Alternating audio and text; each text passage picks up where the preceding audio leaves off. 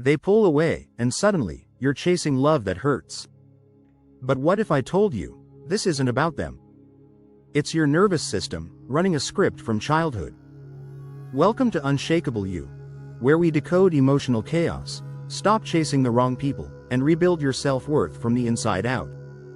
Today's video is going to hit deep. Because if you've ever found yourself craving the attention of someone who gives you crumbs, or losing sleep over someone who constantly confuses you, this isn't about weakness. It's about biology, psychology, and trauma loops. And we're going to break them all down, so you can stop reliving the same pain and finally start attracting the love you deserve. Let's start with a scene you know too well. You're texting someone new. At first, they're warm, texting back instantly, laughing at your jokes, sharing personal things.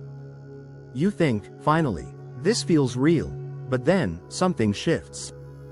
The replies get shorter. The calls get less frequent. The energy drops. And instead of walking away, you try harder. You reread every message, trying to figure out what changed. You craft the perfect text. Wait hours for a reply. When it finally comes, it's dry, uninterested. But still, you hold on. You start thinking, maybe if I just show them how loyal I am, maybe if I prove I'm different, they'll come back, but they don't. They disappear, slowly, painfully, and you're left with the ache of rejection, wondering, why do I always want the ones who don't want me? If this hits home, keep watching, because the answer isn't what you think. You're not crazy. You're not needy. You're wired this way, and it's time to rewire. So why do we chase people who hurt us? Why does our mind latch on to inconsistency instead of walking away from it? Let's break it down through 3 powerful psychological lenses. 1. Attachment theory, John Bowlby and Mary Ainsworth. Your earliest relationships, usually with caregivers, create your attachment blueprint. If you had a parent who was emotionally inconsistent, dismissive, or hot and cold, your brain learned, love is unpredictable. If I perform better, stay closer, or prove myself, I'll get the affection I need. This creates anxious attachment, which shows up in adulthood as clinging to people who pull away, overanalyzing their words and behaviors, internalizing rejection as personal failure, confusing anxiety with chemistry. You're not choosing pain on purpose. Your nervous system is chasing familiarity, not safety. 2. Intermittent reinforcement, psychological reward loops. In psychology, this is the most addictive behavior pattern. Think of a slot machine. You don't win every time, but the occasional reward keeps you hooked. Inconsistently affectionate people do the same thing. They love bomb you one day, ghost you the next, then come back with, I miss you, and your brain lights up with dopamine. You start associating emotional chaos with emotional intensity. But intensity is not intimacy. And this pattern keeps you locked in a toxic loop that feels like love, but is really trauma reenactment. 3. Inner child wounding. Here's the hard truth. We often chase people who hurt us, not because we want love, but because we want redemption. Your inner child still believes, if I can make this emotionally unavailable person love me, maybe I can finally heal that old wound. But healing doesn't happen through repetition. It happens through awareness and redirection. Let's pause here and breathe. This isn't your fault. You've been operating off survival programming, not self-love. But now, you're about to shift from survival to sovereignty. Let's go deeper. Because before you can break a pattern, you have to face what's really driving it. Here are 5 core emotional wounds that cause us to chase people who hurt us, and how they silently shape your relationships. Wound 1. Abandonment. If you were emotionally or physically abandoned in childhood, even unintentionally, your nervous system associates love with loss. So when someone pulls away, you panic, you chase. Not because they're the one, but because your body is trying to rewrite the trauma of being left behind. The lie you believe, if I can get them to stay, I'll finally be enough. Wound 2. Rejection. Maybe you were constantly criticized, or your emotional needs were dismissed. Now, every time someone doesn't choose you, it confirms the false belief, I'm too much, or not enough. You begin to seek validation from the very people least capable of giving it. And the harder they pull away, the more determined you become to win them over. But here's the twist. The real rejection happened years ago.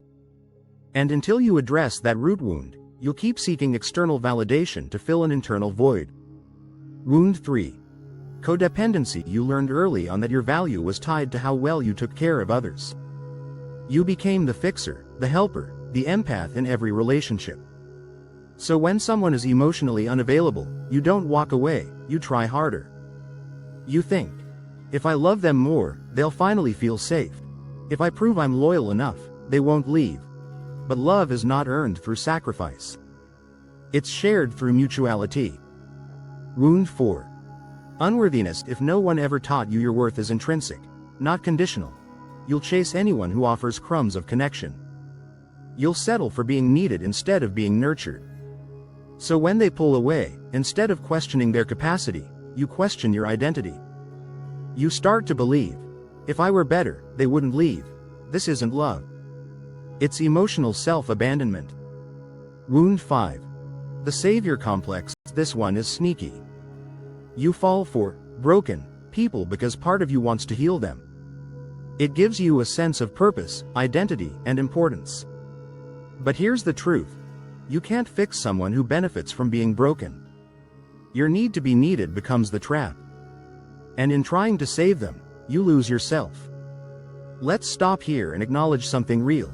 Chasing someone who hurts you isn't a flaw. It's a symptom of deeper emotional survival patterns. But awareness is the first step to transformation. You've faced the truth. Now, let's learn how to protect your peace. How to stop chasing and start choosing. You've faced the root wounds. Now comes the shift. Here's how to stop the cycle of chasing emotionally unavailable people and start creating relationships that actually serve your growth. Before anything changes, you need to notice when it's happening, in real time. Your brain will tell you, reach out, fix it, convince them to stay, but instead of reacting immediately, pause. Breathe. Ask yourself, is this person meeting my needs? Am I chasing connection, or avoiding abandonment? Would my future self feel proud of this choice? When you can observe your triggers without obeying them, that's healing. Most people don't know this, but your inner dialogue either fuels your patterns or breaks them. Start saying, their silence isn't a mirror of my worth. If I have to chase it, it's not aligned. I'm allowed to walk away without explanation. Self-worth isn't something you beg for. It's something you embody. Instead of asking, how can I make them like me? Ask, what must exist for me to feel safe, loved, and emotionally fulfilled? Make a non-negotiable list. Consistent communication, emotional reciprocity, accountability, emotional availability, shared values. This becomes your filter. If someone doesn't meet these, they're not a mystery to decode. They're a mismatch to release. Redirect your focus back into you. Journal. What part of me is craving validation right now? Move. Channel anxiety into exercise or breathwork. Reconnect. Call people who ground you in truth, not fantasy. Rebuild. Create daily rituals that reinforce your worth, not someone else's attention. When you feed your self-worth consistently, you don't rely on temporary highs from others. You don't have to go full no contact immediately. Start with micro moves. Wait before responding. Observe without reacting. Sit in the discomfort without trying to solve it. Detachment isn't cold. It's clear. The more you practice inner stillness, the less you crave external chaos. Here's the twist. You're not being rejected. You're being revealed. Every emotionally unavailable person you've chased is a mirror, reflecting the parts of you that still believe love must be earned, fixed, or fought for. Flip the spotlight. Ask, what did this person teach me about my blind spots? What wound did they expose? What am I ready to outgrow? This is how you reclaim power. By making pain your professor, not your prison. You're not just avoiding toxic patterns. You're rebuilding your emotional blueprint. And that requires intentional, daily, radical self-respect. These lies feel like truth because they're emotionally familiar, but they're ruining your standards. Let's break them. Crossmark myth number 1. If they're emotionally distant, it means I need to try harder. No, it means they're emotionally unavailable. You were taught to earn love, to prove you're worthy enough to be chosen. But real love? It doesn't need convincing. It feels safe, not like a test you're always failing. Truth. You don't need to prove you're lovable. You need to believe you're already enough. Crossmark myth number 2. Mixed signals are exciting. It means they're complicated, not bad. Let's be honest. We confuse inconsistency with depth. But hot and cold behavior isn't mystery, it's manipulation. Why do we fall for it? Because inconsistency triggers the same emotional roller coaster you knew as love growing up. Your nervous system is addicted to the chaos. But chaos isn't chemistry. It's unhealed trauma calling for your attention. Truth. If someone truly values you, their energy won't be confusing. Crossmark myth number 3. I'm too much, that's why they pulled away. Read this carefully. You are not too much for the right person. You are just too much for someone who wants the benefits of your emotional labor, without giving you emotional safety. They pull away not because you're overwhelming, but because they can't meet you at the level you operate from. Truth. Your depth is a gift. Stop shrinking it to make room for emotionally unavailable people. Crossmark myth number 4. If I don't chase, they'll forget about me. No, if they can forget you that easily, they never truly valued you in the first place. You're not being rejected. You're being rerouted, away from people who could never give you what you deserve. Truth. Someone who's emotionally aligned with you will not require chasing. They will require receiving. Crossmark myth number 5. I just need closure from them to move on. You don't need closure from them. You need clarity within you. They won't give you an explanation, because if they had that level of emotional depth, you wouldn't be hurting right now. Truth. Closure is not given. Closure is created, when you stop waiting for permission to heal. Let's pause. If any of these myths hit hard, it's because they've been ruling your love life silently for years. But today, you've named them. And what you name, you can change. Let's imagine something for a moment. You wake up one day, and you're not spiraling. They didn't text back, but your peace? Still intact. Because your mood isn't held hostage by someone else's behavior anymore. That's the shift. That's who you become when you stop chasing people who hurt you. Brain, you become emotionally clear. You stop mistaking anxiety for chemistry. You stop feeling butterflies and calling it love, when really, it was just your nervous system warning you. Now, you feel safe. Calm. Clear. You recognize emotional availability not as boring, but as secure. Speech balloon, you start speaking your needs without apology. You stop editing yourself to be liked. You stop over-explaining your standards. You stop thinking love means sacrifice.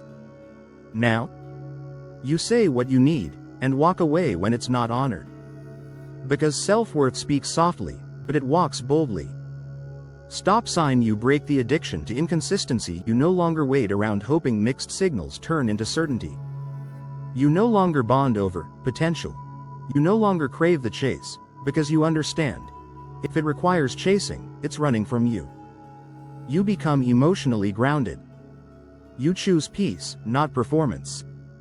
Woman standing, you reclaim your power in silence. There's no need for a dramatic goodbye. No final essay text. You just stop explaining. Stop proving. Stop hoping they'll finally see your worth. Because now, you see it. And when you see it, the world mirrors it. They start wondering why you pulled away. Why you stopped chasing. Why you're suddenly untouchable in the best way. That's the glow up they never saw coming. Seedling, you start attracting emotional alignment now. You're no longer trying to fit into places where you were only tolerated. You've built an emotional home within yourself. You're no longer available for love that feels like survival. You attract people who match your emotional maturity, speak your language of clarity, don't fear connection, they seek it. Why? Because you've become what you used to chase. You've become whole. Mirror the mirror shift. Remember earlier, when we talked about the mirror? Here's the final truth. When you stop chasing them, you stop abandoning you. You return home to your own heart. You don't chase love. You become it.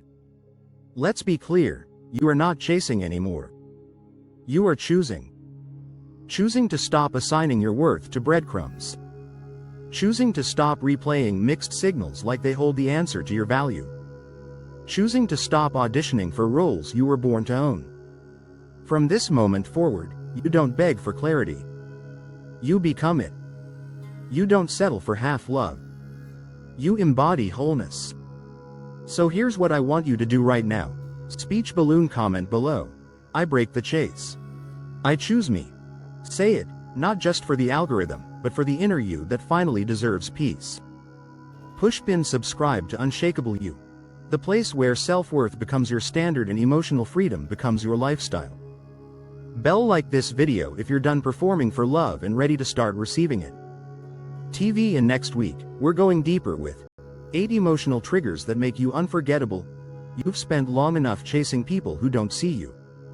Now it's time to see yourself so clearly that no one can ever make you question your worth again. This is your moment. Let it echo louder than your past patterns. Let's rise.